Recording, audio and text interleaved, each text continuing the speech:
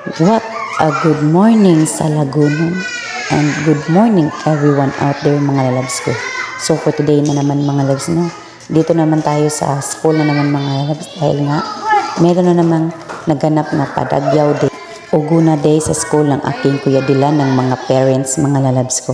At iyan na nga din mga lalabs no, ay naglungag na din kami na part dyan mga lalabs. At nilagyan ko din ng mga abono o manure yung mga nilungag or binutasan nila din mga lalabs ba sa guna.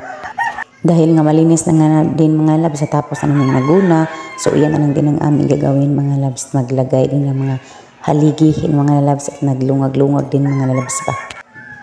Dahil lagyan ito ng mga seedlings man din mga labs para naman din lalago na ang mga pananim din dito mga labs ang aming garden sa kinder mga lalabs. So iyon na nga si inyong pobreng bayday yung mga labs no.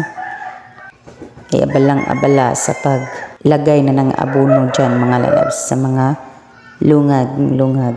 So tayo ay magtulungan mga lalabs para naman din matapos ang gawain ng maadali. Guna! At ang aking mabidi yun dyan mga labs no. Ay tutulong din siya daw mga labs o guguna daw siya din o kub din siya kub. Lungag-lungag din siya daw.